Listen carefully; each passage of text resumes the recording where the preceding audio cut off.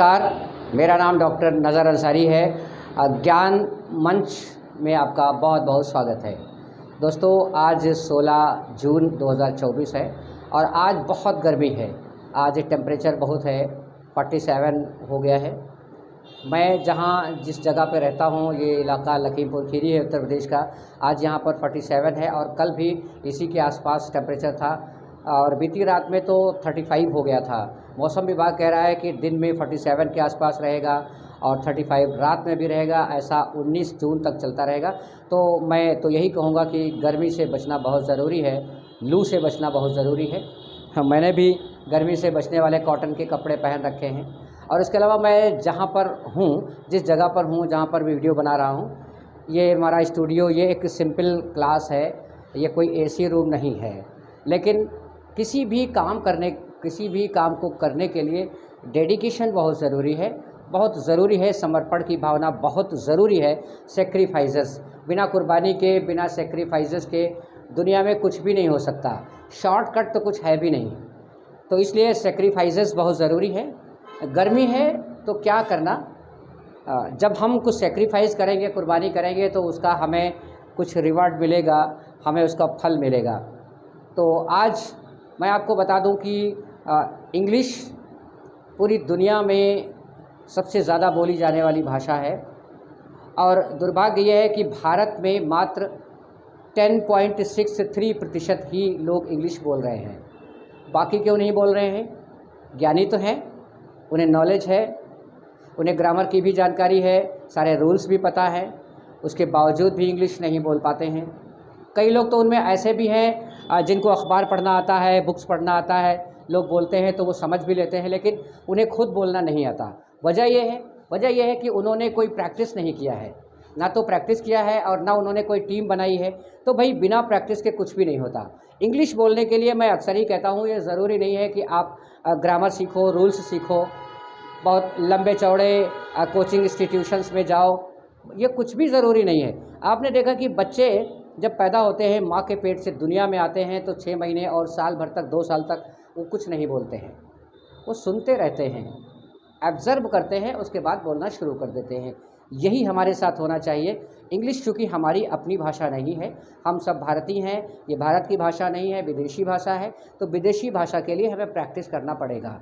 तो प्रैक्टिस जब करेंगे, लोगों के साथ बातचीत करेंगे, इंग्लिश मूवी देखेंगे, लोगों के इंग्लिश लेक्चर्स सुनेंगे, तो वो हमारे दिमाग में बैठता जाएगा और हम उसको बोलने लग जाएंगे। लेकिन ये ज़रूर ध्यान रखिए कि बिना डेडिकेशन, बिना समर्पण, बिना सेक्रीफाइसेस के कुछ नहीं होता।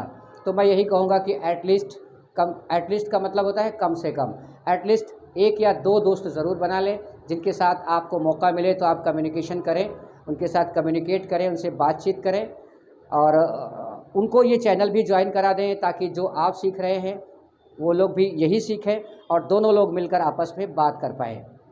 ये बहुत ज़रूरी है। अच्छा देखिए, हम लोग भारतीय हैं और हमारे लिए हम कोई अमेरिका का एक्सेंट बोलना चाहें या इंग्लैंड का एक्सेंट बोलना चाहें या कहीं और किसी देश का एक्सेंट बोलना चाहें, तो ये बहुत ज़्यादा आसान नहीं है। और हमें ये ज़रूरत भी नहीं है कि हम नेटिव स्पीकर्स की तरह से टेढ़ा मेढ़ा मुँह बना करके इंग्लिश बोलें, ज़रूरी नहीं है। हम भारतीय हैं, शुद्ध भारतीय इंग्लिश बोलें। ज़रूरी नहीं है कि हम टेढ़ा मेढ़ा मुँह बनाकर बोलें, बस हमें इंग्लिश अच्छे से बोलना आ जाए, अच्छे से इंग्लिश के जो वर्ड्स हैं उनको यूज़ करना आ जाए, लोगों से अपनी बात कह पाएँ, लोगों की समझ पाएँ, इतना ही काफ़ी है। आप जानते हैं कि ग्लोबल मार्केट में एंटर करने के लिए, पूरी दुनिया को समझने के लिए इंग्लिश आज के दौर में बहुत ज़रूरी हो गई है। तो इंग्लिश की नॉलेज तो हर किसी को होनी चाहिए। हम यूट्यूब पर आप देखेंगे कि बहुत सारे टीचर्स आपको इंग्लिश पढ़ा रहे हैं, इंग्लिश सिखा रहे हैं, डिफरेंट उनके तरीके हैं, अलग अलग मैनर्स में सिखा रहे हैं और सबका कहना है कि सभी का यूनिक आइडिया होता है और सभी के स्टाइल, सभी के मेथड्स, सब कुछ बहुत बढ़िया है। आप लोग सीखते भी हैं। लेकिन मैंने जो अपनी इतनी एज में मैंने जो ऑब्ज़र्व किया, महसूस किया कि हम हिंदुस्तानियों को अंग्रेज़ी हिंदी में सीखनी चाहिए और इसके लिए ज़रूरी है कि हम एक एक बात को बहुत अच्छी तरह से बोलते चलें, अच्छी तरह से समझते चलें।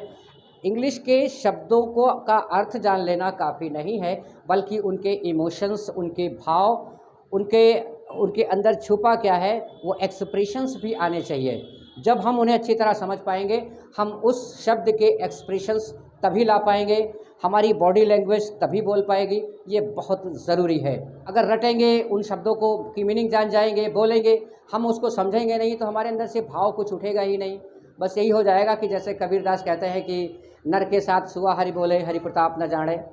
तो जैसे मिट्ठू मिट्ठू करता है तोता आदमियों के साथ, मनुष्यों के साथ, और उसके बाद वो हरि प्रताप को जानता नहीं है, तो बस मिट्ठू मिट्ठू करता है। तो हमें मिट्ठू मिट्ठू नहीं करना है, बल्कि जो भी हम शब्दों को यूज़ करेंगे, जो भी सेंटेंसेस को बोलेंगे, आपस में उनके भाव को समझेंगे, उनके इमोशंस को समझेंगे उसी तरह, ताकि हम एक्सप्रेशंस दे पाएँ। हमारे आई बॉल्स, हमारी बॉडी लैंग्वेज, हमारे हाथों का मूवमेंट भी उसी तरह हो पाएगा और हमारे दिल से उस तरह की आवाज़ निकल पाएगी।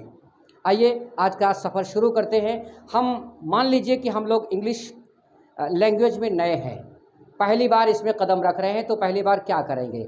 सबसे पहली शुरुआत होती है जब किसी आदमी से आप मिलते हो तो उसको नमस्कार करते हो, नमस्ते करते हो। भारत में कई अलग अलग राज्य हैं और कई प्रांत हैं, कई कम्युनिटीज़ हैं, कई धर्मों के मानने वाले लोग हैं और सबकी अपनी अलग अलग परंपराएं हैं। जैसे मुसलमान लोग कहते हैं अस्सलाम वालेकुम, तो किसी कम्युनिटी में कहा जाता है भाई राम राम, तो कोई कहता है जय श्री राम, तो कोई कहता है जय सिया राम, तो कहता है कोई जय बजरंग बली, तो कोई कहता है जय भोले, तो कोई कहता है जय जगन्नाथ, तो कोई कहता है कि सत श्री अकाल। अलग अलग कम्युनिटीज़ में अलग अलग लोगों की परंपराएं हैं, अलग अलग मान्यताएं हैं। वो लोग अलग अलग तरीके से अपने भावों को व्यक्त करते हैं। इसका ये जितने भी शब्द हैं, इन सब का मतलब सिर्फ एक ही है कि वो शुभ घड़ी, जिस घड़ी में आपसे मुलाकात हो रही है, तो वो ईश्वर से प्रार्थना करने का एक तरीका होता है। ये बहुत शुभ घड़ी है, हमारी आपसे मुलाकात हो रही है। ईश्वर, भगवान, अल्लाह, परमेश्वर जो भी है, वो सब आगे भी सब कुछ ठीक रखे। नमस्कार, जय राम, जय श्री राम, इसका कहने का मतलब इसका यही है, चाहे अस्सलाम वालेकुम हो। लेकिन इसमें एक चीज़ और भी है, वो सुबह बोलेंगे, शाम को बोलेंगे, दोपहर में मिलेंगे, रात में मिलेंगे, कभी भी मिलें वही भाषा बोलते हैं। अस्सलाम वालेकुम, वालेकुम अस्सलाम, जय राम जी की, जय राम जी की, जय सीताराम, जय सीताराम, जय बजरंग बली, जय बजरंग बली, यही भाषा बोलते हैं, चाहे सवेरा हो, चाहे दोपहर हो, चाहे शाम हो, चाहे रात हो। और एक चीज़, वो चाहे आपकी मुलाकात हो रही हो, मुलाकात में आपके पास आएंगे, आपसे मुलाकात होगी तो भी कहेंगे जय राम जी की, बैठेंगे, बातचीत करेंगे, चलने लगेंगे तो भी कहेंगे अच्छा भाई चलते हैं, जय राम जी की। तो ये तो हो गए हमारे हिंदुस्तान में, हमारे प्यारे वतन, हमारे भारत के अलग अलग ट्रेडिशंस, अलग अलग परंपराओं का तरीका। लेकिन आजकल चूँकि we are here to learn how to speak English, हम लोग यहाँ पर इंग्लिश में कैसे बात करेंगे ये सीखने के लिए आए हैं। तो हमें चूँकि वो एग्जाम्पल लेना बहुत ज़रूरी था। इंग्लिश में भी इसी तरह से क्या होता है, इंग्लिश में इससे हटकर है, इंग्लिश में इससे अलग है। इंग्लिश में अगर आप सवेरे किसी से मिलेंगे तो आप कहेंगे गुड मॉर्निंग, दोपहर या दोपहर के बाद मिलेंगे किसी से तो कहेंगे गुड आफ्टरनून, शाम के वक्त अगर किसी से मिलेंगे तो कहेंगे गुड इवनिंग, और जब मिलेंगे तब कहेंगे गुड मॉर्निंग, और जब विदा होने लगेंगे, बातचीत करेंगे, बैठेंगे और चलने लगेंगे तो चलते समय आपको गुड मॉर्निंग नहीं कहना है, बल्कि कहना है good day, have a good day. रात में जब आप किसी से बातचीत करके चलने लग जाएंगे तो कहेंगे गुड नाइट। तो इंग्लिश में यहाँ से शुरुआत होती है। आइए हम शुरू करते हैं आज इंग्लिश का सफ़र ग्रीटिंग्स से। ग्रीटिंग्स का मतलब होता है अभिवादन से। जब हम किसी से मुलाकात करते हैं, कोई हमें मिलता है, तो अभिवादन से हमारी बोलचाल शुरू होती है। तो अभिवादन में क्या है, अभिवादन में इंग्लिश में बोला जाता है हेलो, HELLO, हेलो। हेलो का मतलब होता है नमस्ते। हाय, हाय का मतलब भी होता है नमस्ते। लेकिन एक बात ध्यान रखिए, ये हेलो और हाय ये इनफॉर्मल वर्ड हैं।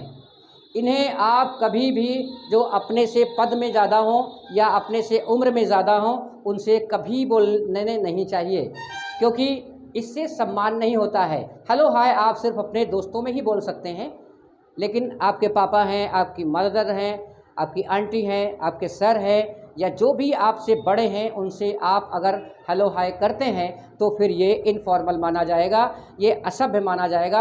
इसलिए इस बात को अच्छी तरह ध्यान रखें। जब भी आपको कोई मिले, आपसे बड़ा है, उम्र में बड़ा है या पद में बड़ा है, तो उसको आप हेलो हाय नहीं कहेंगे, बल्कि आप उसे कहेंगे good morning, good afternoon, good evening, इस तरह के शब्दों का इस्तेमाल करेंगे। हाँ, अगर कोई बड़ा है और उससे आपके फ्रेंडली संबंध हैं, फ्रेंड जैसा व्यवहार हो रहा है, जैसे कभी कभी आपने देखा होगा कि कुछ पिता होते हैं, फादर होते हैं, और वो बच्चों को अपना फ्रेंड की तरह से ट्रीट करते हैं, तो बच्चे अक्सर कह देते हैं हाय पापा, हेलो पापा, हेलो मॉम कह देते हैं। लेकिन मैं आपको सजेस्ट करूंगा, चाहे जितना आप पिताजी से माताजी से फ्रेंडली हो जाएं, लेकिन उनका सम्मान बहुत ज़रूरी है। माताजी से और पिताजी से इनफॉर्मल वर्ड कभी भी बोलने नहीं चाहिए। जब भी आपकी माता पिता से मुलाकात हो, सुबह उठते हैं, आपको पिताजी मिलते हैं, आप पिताजी को बोलें गुड मॉर्निंग पापा, good morning mother, good morning mom. इस तरह से आप फॉर्मल लैंग्वेज यूज़ करें। आगे चलते हैं। गुड मॉर्निंग, गुड मॉर्निंग का मतलब भी होता है नमस्ते। यानी रात 12 बजे से लेकर दिन के 12 बजे तक आप जब भी किसी से मिलेंगे तो आप उसको बोलेंगे गुड मॉर्निंग। अब वो कौन शख्स हो सकता है? आपका टीचर हो सकता है, तो आप कहेंगे गुड मॉर्निंग सर। मदर को बोलेंगे good morning mom, good morning पापा, good morning sir, good morning ma'am. तो जो भी आपके रिश्ते, जो भी रिलेशंस हों उनके साथ, उन रिलेशंस को आप डिफाइन करेंगे यहाँ पर गुड मॉर्निंग के साथ में। ठीक है। देखिए, दिन को दो भागों में बांटा गया है। अपने वहाँ दिन को दो भागों में बांटा गया है, रात और दिन। लेकिन ग्रीटिंग्स में इसको 3 भागों में कर दिया गया है। वैसे तो 4 भागों में किया गया है, लेकिन आपको गुड नून की ज़रूरत नहीं है। जिस चीज़ की ज़रूरत नहीं है उसको बिला वजह की माथापच्ची करने का कोई मतलब नहीं है। तो रात 12 बजे से लेकर दिन के 12 बजे तक जब भी आप किसी से मिलोगे तो आपको गुड मॉर्निंग ही बोलना है। लेकिन गुड मॉर्निंग बोलते समय आपके इमोशंस भी निकलने चाहिए। आपके अंदर से निकलना चाहिए कि आप सामने वाले का सम्मान कर रहे हो। गुड मॉर्निंग सर, चेहरे पर हल्की सी स्माइल हो, गुड मॉर्निंग सर। इसका मतलब यही होता है कि कितनी प्यारी सुबह है कि हम और आप मिल रहे हैं, कितना अच्छा शुभ समय है। Good morning sir. तो इतने शुभ समय में आप मुझको मुस्कराना बहुत ज़रूरी है। जब भी आप किसी को गुड मॉर्निंग करें तो आपके चेहरे पर हल्की सी स्माइल होनी चाहिए। गुड मॉर्निंग पापा, good morning mom, good morning sir. इस तरह से हल्की स्माइल होनी चाहिए। दिन के 12 बजे से लेकर शाम जब सूरज ढलने लग जाए, उसको 5 बजे तक, लगभग 12 बजे से लेकर 5 बजे तक जब आपकी किसी से मुलाकात हो तो उस वक्त आप बोलेंगे गुड आफ्टरनून। देखिए, इंग्लिश में अलग अलग समय पर अलग अलग तरीके से अभिवादन, ग्रीटिंग्स या नमस्ते करने के रूल्स हैं। Good afternoon, good afternoon sir, good afternoon ma'am, good afternoon पापा, good afternoon uncle, good afternoon aunty. और 5 बजे से लेकर रात 12 बजे तक, 5 बजे से लेकर रात 12 बजे तक जब भी आप किसी से मिलोगे तो उस वक्त आप बोलोगे good evening, good evening, good evening. ठीक है।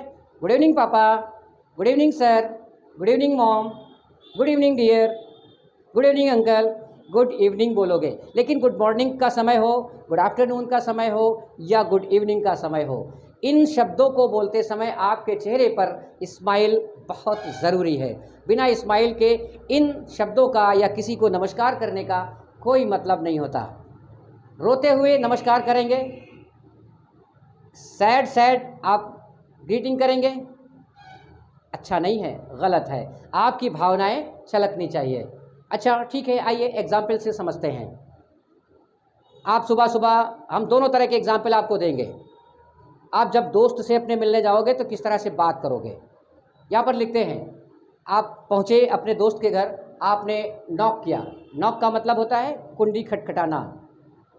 डोर बेल, डोर बेल का मतलब जो दरवाजे पर आप जाएंगे तो वहाँ पर एक स्विच लगा रहता है, वो घर के अंदर एक बेल लगी रहती, घंटी जिसे बोलते हैं। उस स्विच को जब आप हल्का सा पुश करेंगे तो वो बजेगी, तो कोई बाहर निकलेगा, आपका दोस्त निकलेगा, तो आप उसको क्या बोलोगे? हाय। अब उसका नाम क्या है? रमेश मान लीजिए नाम है। हाय रमेश, हाय रमेश। तो वो क्या बोलेगा?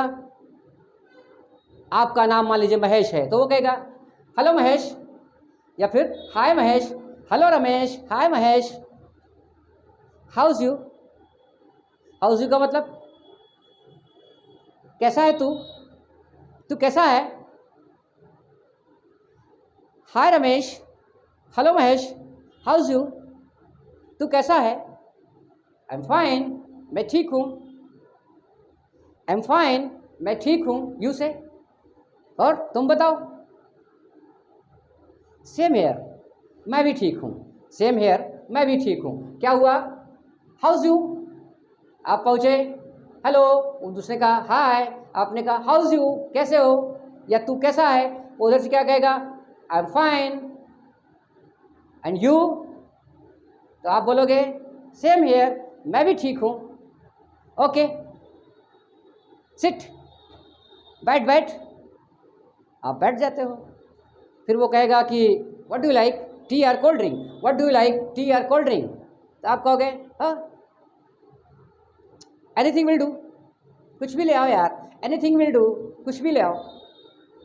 अब आपने वहाँ पर कोल्ड ड्रिंक पिया या चाय पिया, चाय पीने के बाद आप चलना चाहोगे तो आप क्या बोलोगे? Okay, okay see you, bye. Okay see you, okay see you का मतलब होता है अच्छा फिर मिलते हैं, okay see you, bye bye. तो ये तो हो गया आपसे जब दोस्त की आपकी मुलाकात होती है तो दोस्त से बात करने का ये तरीका। अब चलते हैं बड़ों से बात करेंगे, कैसे करेंगे।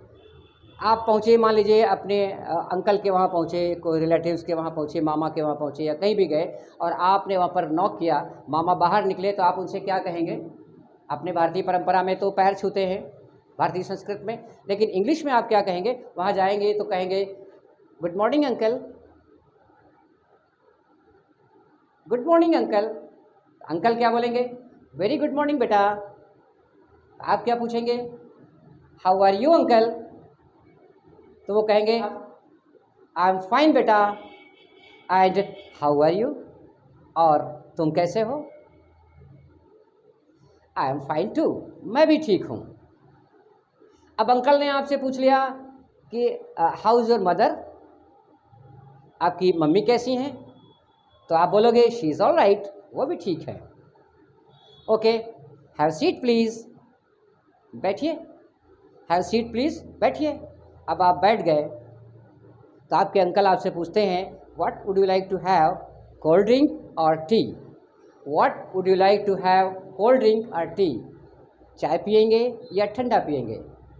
तो आपको जवाब देना है anything will do uncle, anything will do uncle. अरे अंकल कुछ भी चलेगा।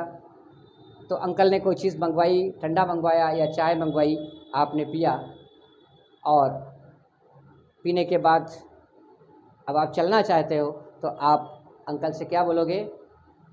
Okay uncle, I will come again. ठीक है अंकल, चलते हैं, मैं फिर आऊँगा। ओके,